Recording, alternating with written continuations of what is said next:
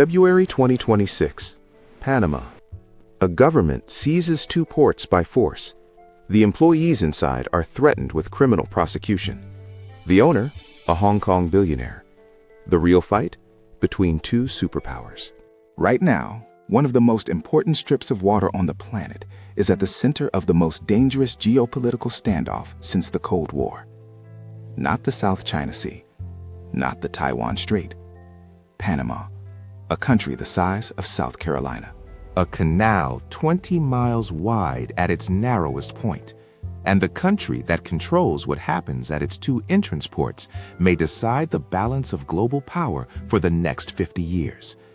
This is the story of the Canal War, the battle the news covered in headlines but never fully explained. In 1904, the United States began one of the most audacious engineering projects in human history. They wanted to connect the Atlantic and Pacific Oceans to cut through 50 miles of Central American jungle, mountains, and swamp so that American ships wouldn't have to sail 8,000 miles around the tip of South America. Just to get from New York to California, it took 10 years. It cost the lives of more than 5,600 workers. And when it opened in 1914, it didn't just change trade, it changed military power. It meant that one nation could move its entire navy between two oceans in hours, not months.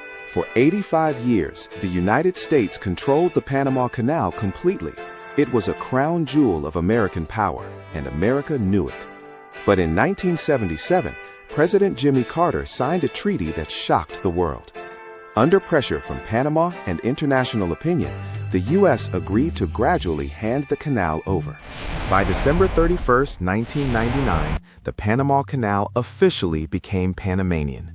December 31, 1999. The U.S. hands over the Panama Canal. Washington has been second-guessing that decision ever since. And then something happened that nobody in the Carter administration had planned for.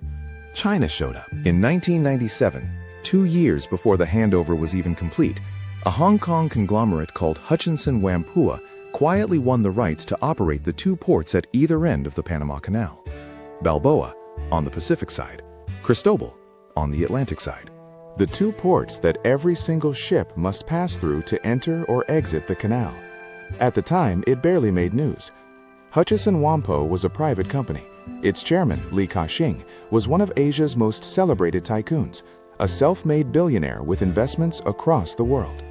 In real estate, telecom, retail, and energy, private sector, normal business, nothing to see. Except a 2000 U.S. intelligence report, now declassified, concluded that Hutchison Whampoa won those port contracts through, and I'm quoting directly, an unfair and corrupt bidding process. And it noted that Li Ka-shing had close ties to the Chinese Communist Party. Washington noticed, but did nothing. Then Hutchison Whampoa merged with another conglomerate in 2015 and rebranded as CK Hutchison Holdings. And under China's national security law, which gave Beijing sweeping authority over Hong Kong companies, the line between a private Hong Kong firm and the Chinese state became very, very thin. By the time Trump returned to the White House in January 2025, CK Hutchison had operated both canal ports for nearly 3 decades. Their concession had been quietly renewed in 2021, granting them another 25 years of control. The keys to one of the world's most critical choke points, held by a company Beijing could lean on at any moment. 40% of all U.S. container traffic travels through the Panama Canal annually. $270 billion in cargo every year. That's not a port contract. That's a strategic pressure point. In his inaugural address on January 20th, 2025, Donald Trump said something that sent shockwaves through diplomatic channels around the world. We didn't give it to China. We gave it to Panama, and we're taking it back. Now, that statement was not technically accurate. CK Hutchison is a private Hong Kong company, not the Chinese government. China does not operate the canal. But the underlying security concern? Many analysts agreed it was not irrational. Because under China's national security law, Beijing can compel Hong Kong companies to cooperate with state intelligence activities, and a company with eyes on every ship entering and exiting the Western Hemisphere's most critical waterway, that is leverage. The pressure worked, at least at first.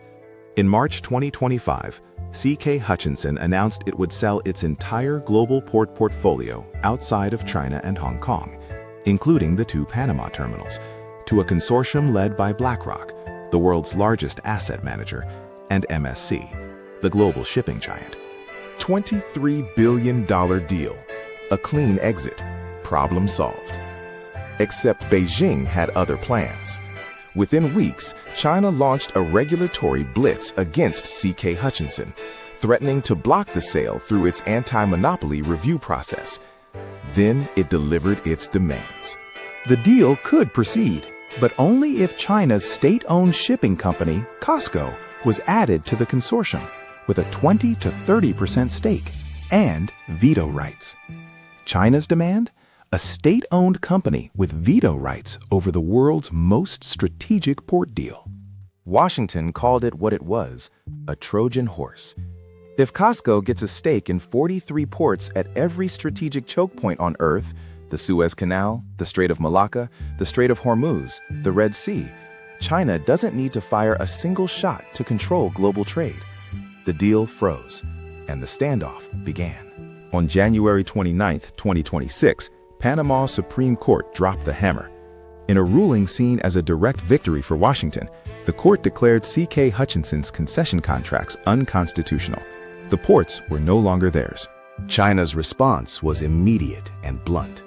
A foreign ministry spokesperson warned that Panama will inevitably pay a heavy price, both politically and economically, if it did not reverse course.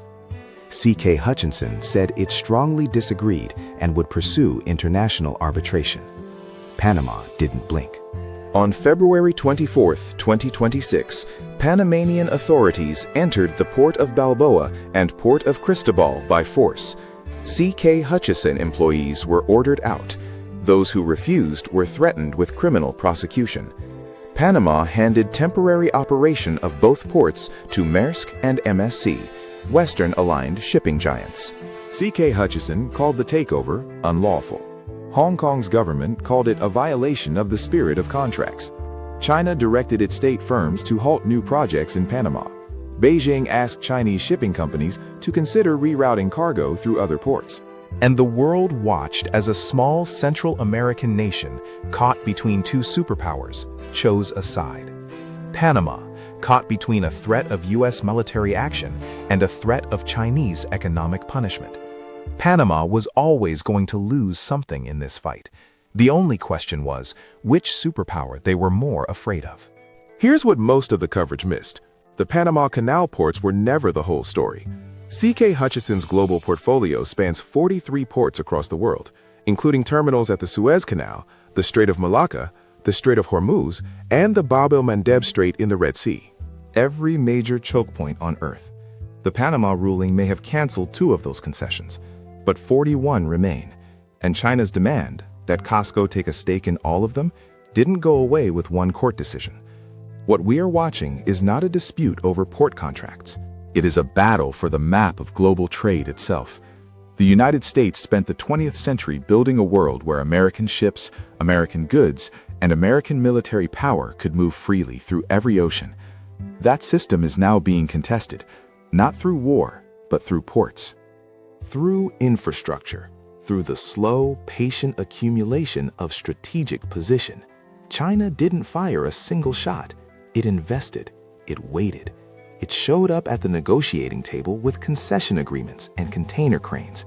And now, decades later, Washington is scrambling to reclaim ground it gave away without realizing what it was giving.